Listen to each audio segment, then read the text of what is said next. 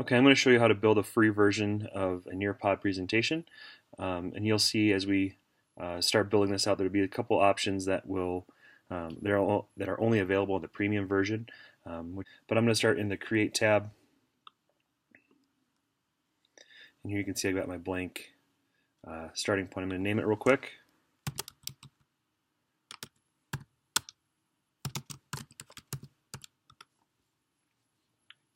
And to start, I'm just going to add a slide.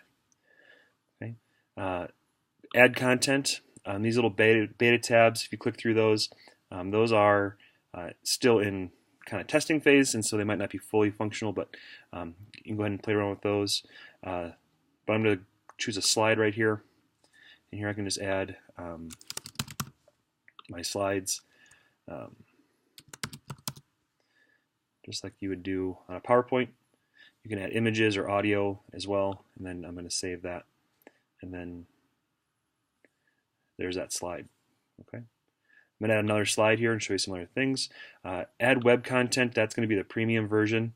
So if you want to upgrade, that's a cool one where you can insert websites and control the students' access to those websites. If you go to add activity now, this is where a lot of that cool stuff is. This stuff all is free except for the memory test. That's a premium tool. Let's add an open-ended question.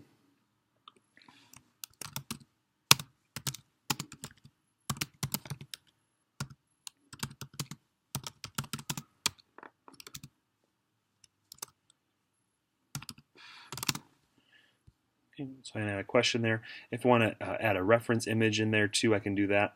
And that would put that picture alongside of that question. Okay, I'm going to save that. Okay, so there's the open-ended question slide. Let's add another one here. I'm going to add another, let's do a quiz. Okay.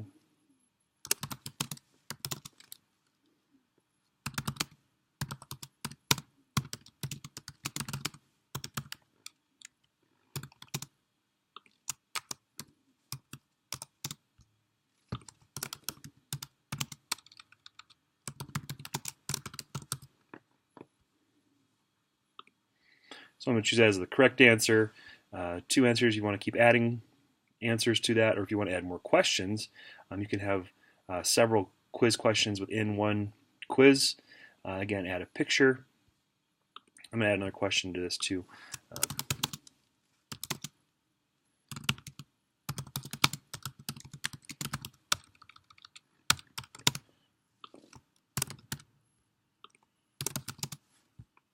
Let's add an answer here. Choose that as the correct answer. Okay.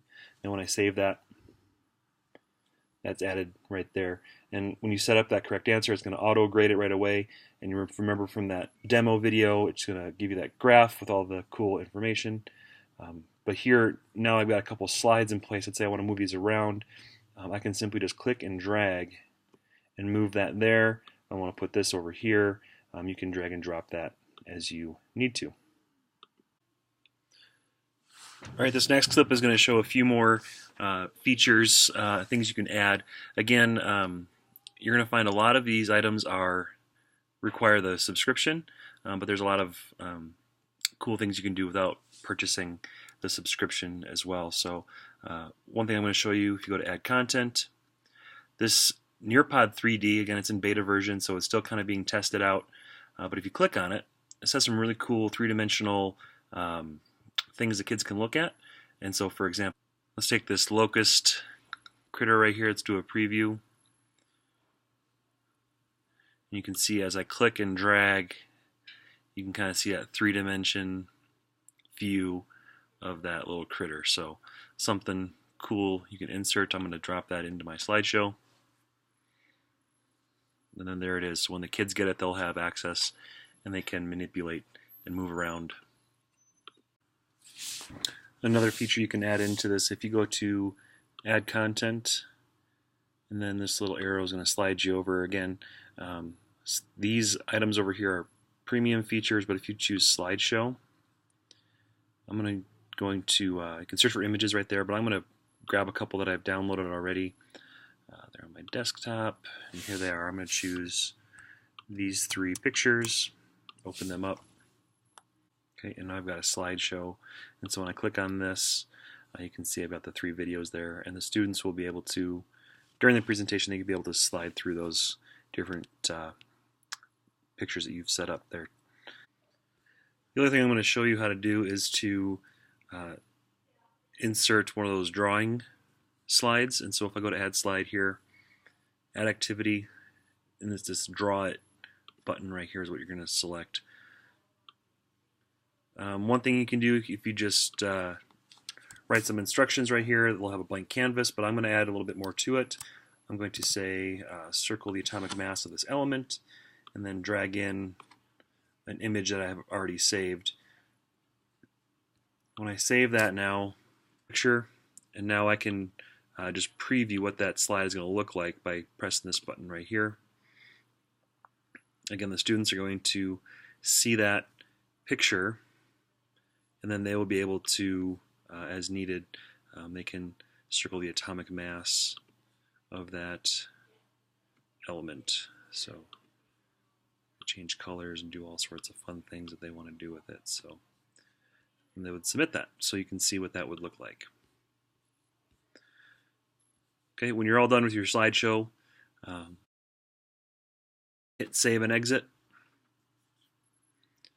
and it's going to drop it into your Nearpod library, and you can see mine is right down here at the bottom.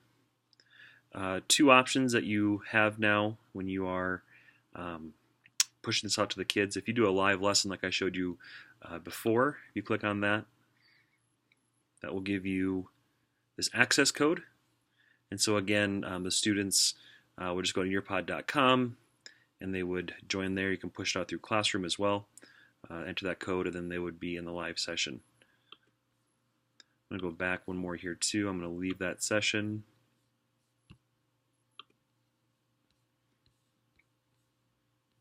Okay. The student paste feature, this is a great tool. If students are gone, they can access this from home, or if they need to go back and redo something. This allows them to go back through that presentation at their own pace, but again, it is a premium feature. All right, so to wrap up, as you build out your projects, you'll see them in your library. Another cool thing you can do with Nearpod, you're in my library now. If you go to the Explore tab, there are several free lessons that you can access that have been made by teachers already. You can search by content area there, or you can just kind of scroll through and see what they have. Some of them you do have to pay for. Some of these VR, virtual reality ones are pretty cool, but some of them, again, there's a cost involved with that. You can also just search for different items as well. Then you can download those into your library and use with your classes. So from here, the next steps, you're going to actually start building out your own Nearpod lessons, and we'll go from there.